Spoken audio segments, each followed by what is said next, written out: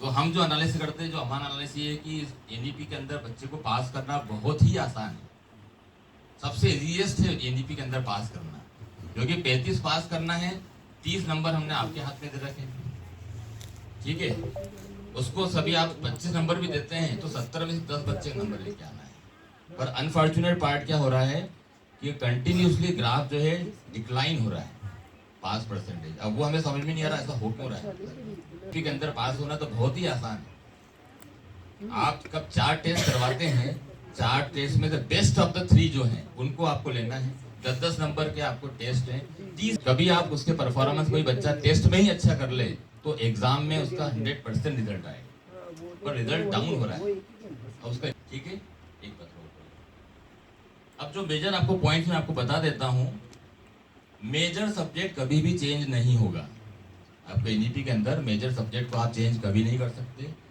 Minor जो subject है वो भी आपका सिर्फ जब आप बच्चा फर्स्ट ईयर से सेकंड ईयर में एंटर करता है तभी चेंज हो सकता है, उसके अलावा चेंज नहीं हो सकता है मेजर और माइनर। तो मेजर और माइनर सब्जेक्ट ऐसे हैं जो आप चेंज नहीं कर सकते हैं। थर्ड, जेनेटिक इलेक्टिव आप हमेशा चेंज कर सकते हैं, तीनों साल आप जेनेटिक इलेक्टिव चेंज करेंगे आप, कोई प्रॉब्लम नहीं है उसके अंदर। वोकेशनल कोर्स जिसके ऊपर हमारा इशू उठ रहा है, जो हमने ऑर्डर निकाला है, उसका मैं रीजन बताता हूँ हमने ऑर्डर क्यों निकाला वो उसके अंदर। अभी शायद 2:30 बजे और क्लियर हो जाएगा आपका, जब धीरेन्द्र शुक्ला जी से आपकी बात होगी। क्या हुआ है, जो आपकी बुकलेट जो आपको दी गई है, ठीक है, बुकलेट में बिल्कुल लिखा हुआ है, आपको कहना बिल्कुल सही है, मैं बुकलेट पे भी आऊँगा अभी। बुकलेट में आपको लिखा हुआ है कि student can change the vocational subject, student अपना वोकेशनल सब्जेक्ट हर साल चेंज कर सकता है, ठीक है, ये बिल्कुल लिखा हुआ है, क्लियर लिखा हुआ है, अभी बुकलेट में आएगा। प्रॉब्लम क्या हो रही है कि हमें कई बार हमारे जब भोपाल में मीटिंग हुई, मतलब आपकी एब्सेंस में, जब हम लोग को बुलाते हैं, मुझे रजिस्ट्रार सर को बुलाते हैं, तो हम लोग जब मीटिंग में गए तो हमें स्ट्रिक्टली बार बार बोला गया कि वोकेशनल सब्जेक्ट चेंज नहीं करना है। अभी हमारी 1 महीने पहले भोपाल में मीटिंग थी, शुक्ला जी से और क्लियर कर लेंगे, उनका ही कहना है कि हमें वोकेशनल कोर्स किसी भी हालत में चेंज नहीं करना है। उसका रीजन भी बताया उन्होंने। उनका यह कहना है कि वोकेशनल कोर्स के जो सिलेबस बनाए गए हैं वो बिल्कुल ग्रेजुअली उसका अपडेशन करके बनाएगा, first year, second year, third year, ठीक है। एक आपका कोई भी सब्जेक्ट है, फर्स्ट ईयर में उसको बेसिक चीजें पढ़ाएंगे, सेकंड ईयर में थोड़ा सा उसको एडवांस पढ़ाएंगे, थर्ड ईयर में थोड़ा और एडवांस पढ़ाएंगे।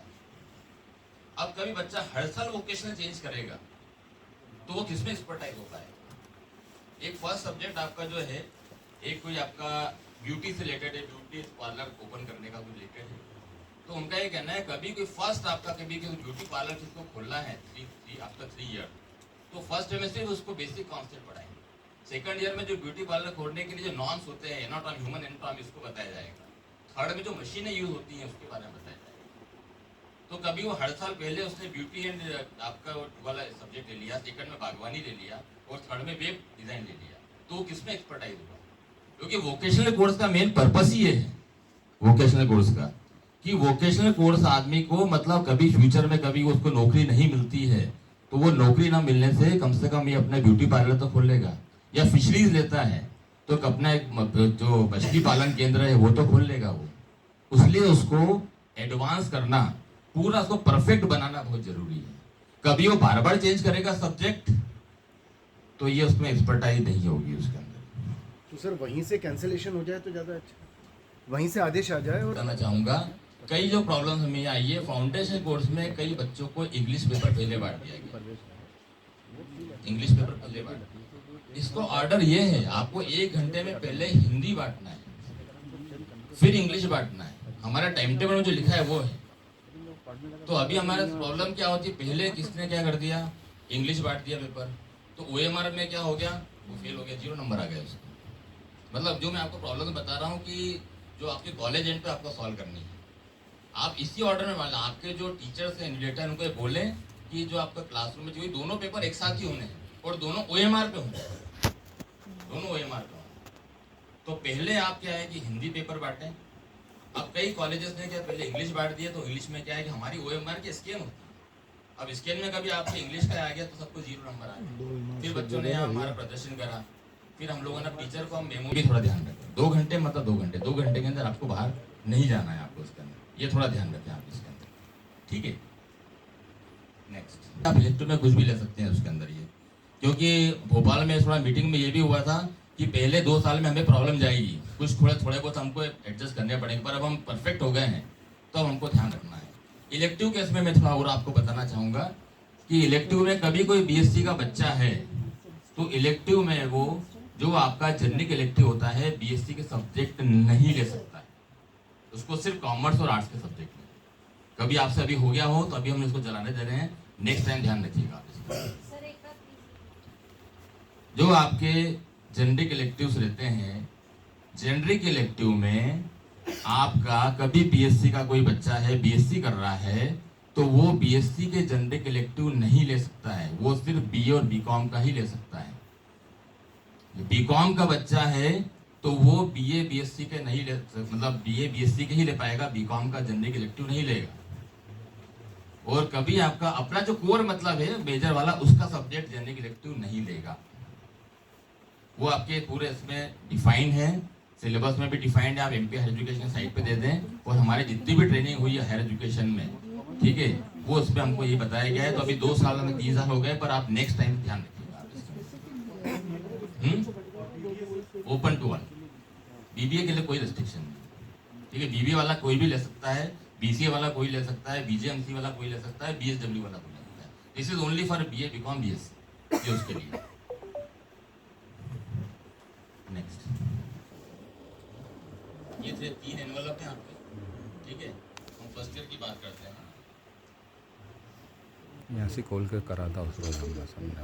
हम ये इसकी बात कर रहे हैं, सामान्य वैकल्पिक विषय की बात कर रहे हैं। सामान्य वैकल्पिक विषय में आप देखेंगे तो आर्ट्स वाला जो है, कला संकाय वाला है, इसको सिर्फ विज्ञान संकाय और वाणिज्य संकाय से सब्जेक्ट, हम इसकी बात करते हैं, ठीक है। हम उसकी बात नहीं कर ऊपर तो अब सपोज बीए की बात करते हैं, कला संकाय। सर बीएससी में जैसे पहले फिजिक्स मैथ्स केमिस्ट्री का कॉम्बिनेशन था, हाँ, तो फिजिक्स अगर उससे मेजर लिया, हाँ, मैथ्स माइनर लिया, तो अब केमिस्ट्री को नहीं पढ़ेगा। नहीं ऐसा नहीं है। पढ़ सकते तो कहाँ केमिस्ट्री क्या हो गया, ओपन इलेक्टिव हुआ कि जेनरिक देखिए सर, इलेक्टिव? कॉलम में देखिए, सेकंड कॉलम में देखिए आप, ये आप देखिए कौन मतलब जनरल आपका माइनर एंड इलेक्टिव, हाँ जी डीएससी बोलते हैं हम उसको, ये मैं डीएससी। समझ गया। Open elective. अब थर्ड सब्जेक्ट जो है वो अगर इलेक्टिव, आपने कहा बीएससी वाला साइंस का नहीं, मैं सब्जेक्ट नहीं ले सकता। जेनरिक इलेक्टिव की बात कर रहा हूँ सर मैं, ये ओपन, आप ओपन इलेक्टिव की बात कर रहे हैं। हम ये देखिए, आपका कभी हम बीएससी की बात कर रहे हैं, ये बीएससी, चलिए आपका बीएससी ओपन कर लेते हैं।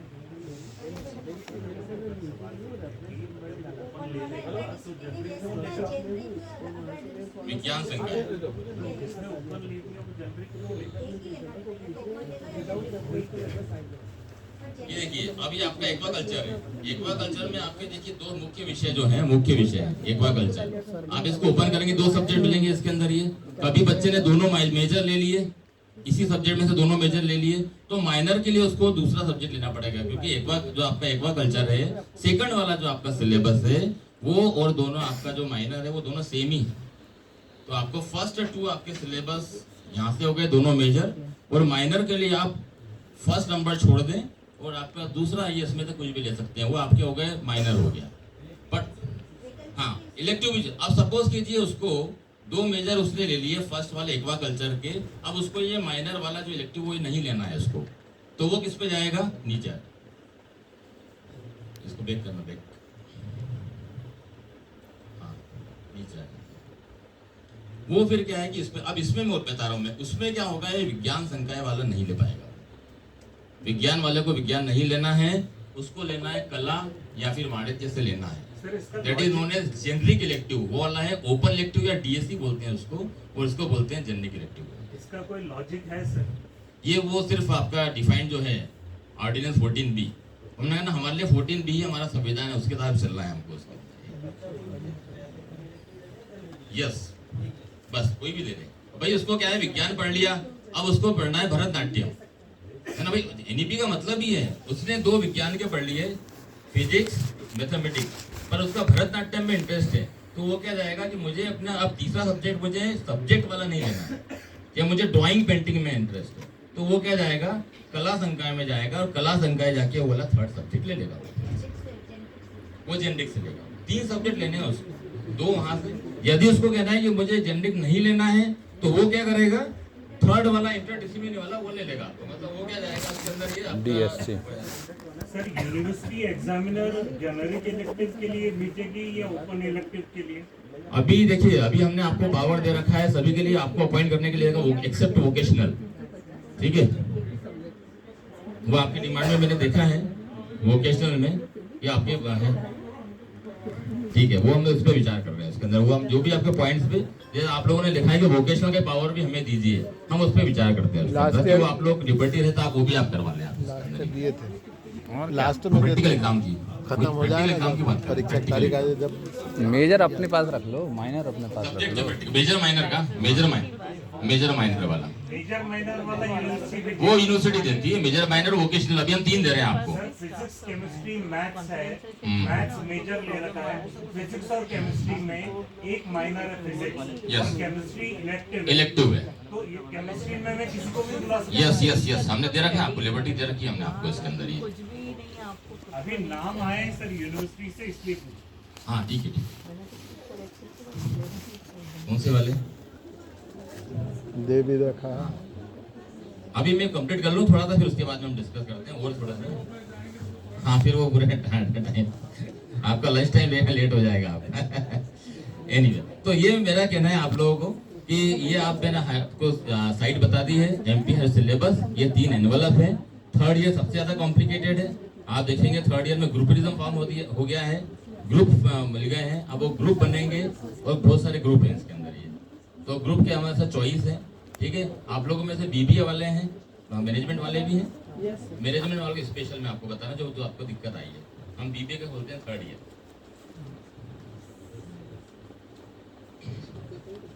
ये नहीं है कुछ।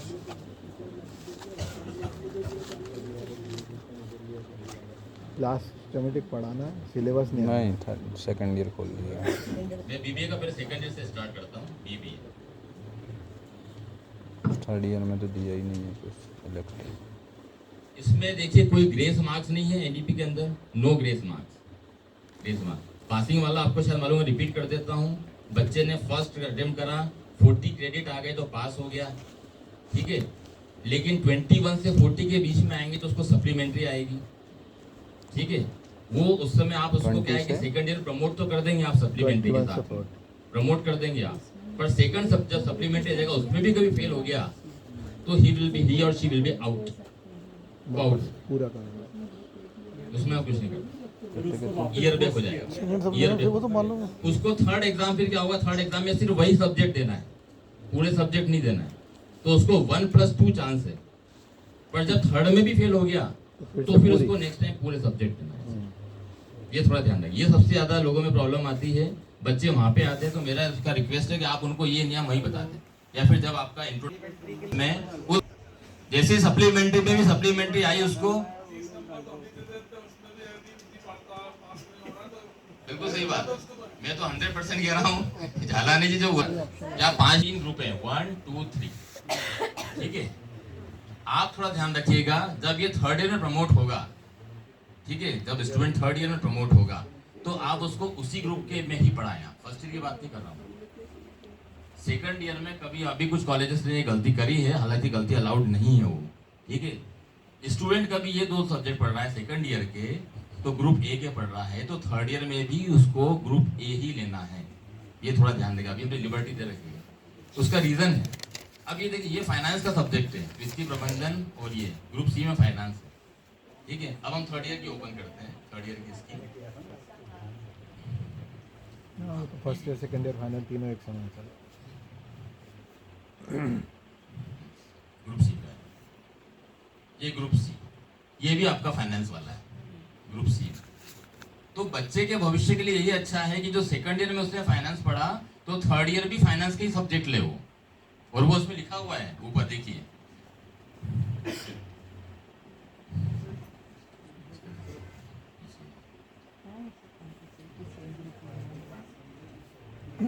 मार्केटिंग में आप मार्केटिंग पढ़ लिया, जैसे उनको स्पेशलाइजेशन होते थे पहले, मार्केटिंग फाइनेंस, तो ये क्या है कि आपका दोनों अलग अलग मल्टी डिसिप्लिन तो प्रॉब्लम होगी उसके लिए। एक्सपर्टाइज उसका फाइनेंस में ही हो या फिर एचआर में, तो एचआर में ही हो। फर्स्ट ईयर पूरे जनरलाइज सब्जेक्ट है, सेकंड ईयर थर्ड ईयर में आपको ये ध्यान, अभी तो हमने लिबर्टी दे दी, अभी हमने थर्ड ईयर में आपको लिबर्टी दे दी।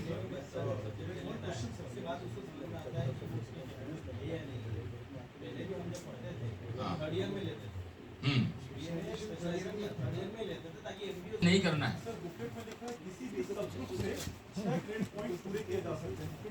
कौन सी बुकलेट है उसमें?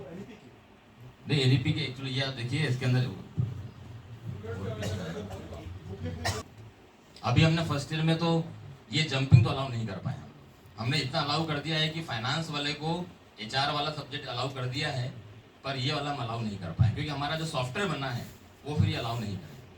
तो आप थोड़ा ध्यान रख लीजिए, अभी भी आप चेक कर लीजिए कि इसके अंदर आपको इंटर डिसिप्लिन नहीं आना है, ये क्योंकि इसमें लिखा हुआ है। ठीक है,